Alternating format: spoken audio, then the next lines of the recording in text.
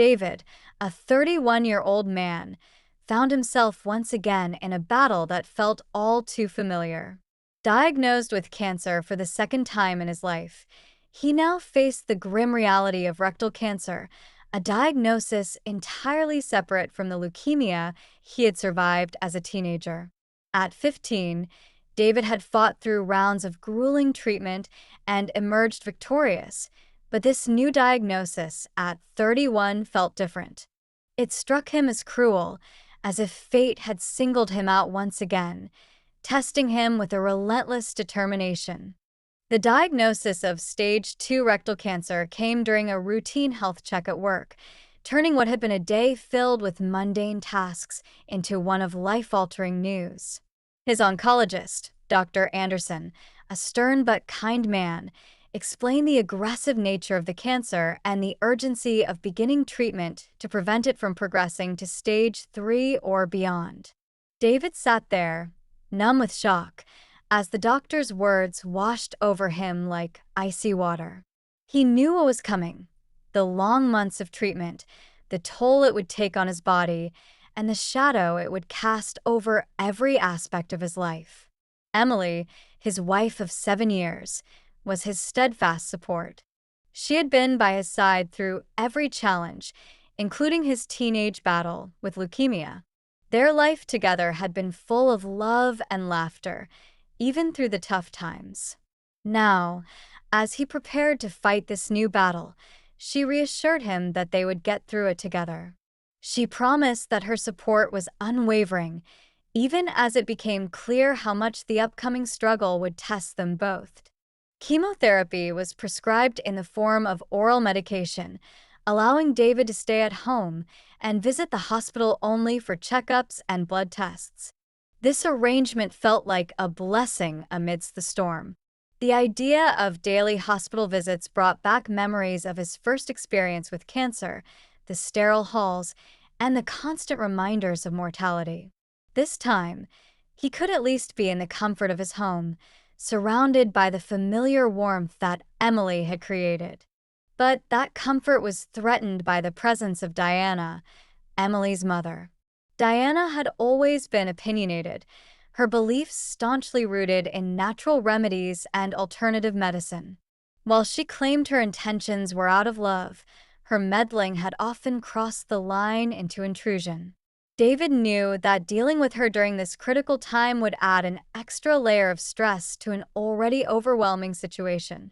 It didn't take long for Diana's disapproval of David's chemotherapy to surface. On one of her visits, she stood in the doorway of their living room, arms crossed, and surveyed him with disdain. "Look at you," she said, her voice dripping with disapproval. "A grown man lying around in the middle of the day while your poor wife slaves away. Aren't you ashamed?" David felt a surge of frustration but managed to keep his voice calm. "I just had a chemo dose this morning, Diana. It takes everything out of me." Diana waved her hand dismissively.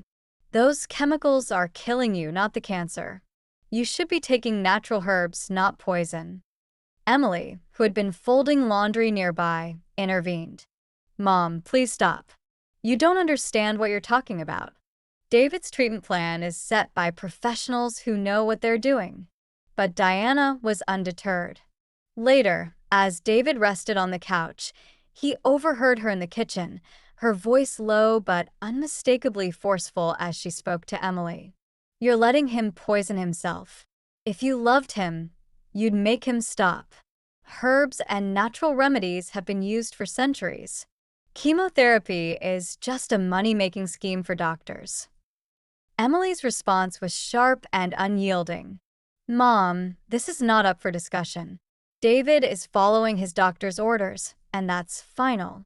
The conversation left David uneasy. He had long known about Diana's disdain for conventional medicine, but he hadn't realized how far she would go to push her beliefs. The next morning, David opened the bathroom cabinet to take his chemo pills, only to find the bottles gone. Panic set in as he searched through the drawers and cabinets, but there was no sign of them.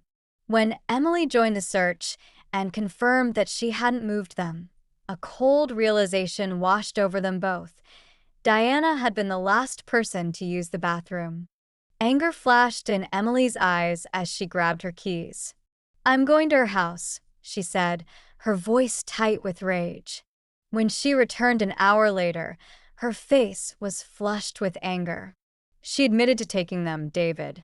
She said she threw them out because she was saving you. David's heart sank.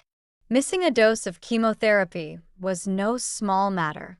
It could jeopardize his treatment plan and set back his progress. Emily's voice trembled with fury as she recounted Diana's words. "She actually said we should be thanking her for saving your life." David knew he had to act quickly. He contacted Dr. Anderson and explained the situation, feeling a mix of embarrassment and frustration as he recounted the events. The doctor's disbelief was palpable. "David, this is serious. You need to keep your medication secure," he said. A new prescription was issued, but the incident left David feeling vulnerable. Emily was adamant that Diana would never set foot in their home again. She changed the locks and moved the medication to a locked cabinet, ensuring it was out of reach for anyone but them. The next few days were tense as they adjusted to the added precautions, and David focused on regaining his strength and staying on track with his treatment. But Diana was relentless. A few days after the incident, she appeared at their doorstep, clutching a bag filled with herbs and teas. "This is what you need," she said, trying to push past Emily, who blocked the entrance. "No, Mom." "You need to leave," Emily said, her voice steady despite the anger that simmered beneath the surface. Diana's voice rose as she stood on the porch. "You're both ungrateful. He's going to die if he keeps taking that poison, and you'll have no one to blame but yourselves." Neighbors peeked out from their windows, drawn by the commotion. The embarrassment only added to the stress, and David felt his already fragile energy slipping away.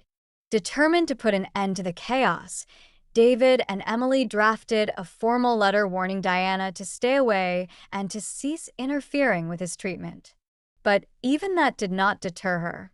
The next week, while Emily was out running errands, Diana managed to sneak into the house. David, too weak to get up, could only listen in horror as he heard cupboards opening and closing in the kitchen. By the time he made it there, Diana was holding the chemo bottles, ready to make her escape. "What are you doing?"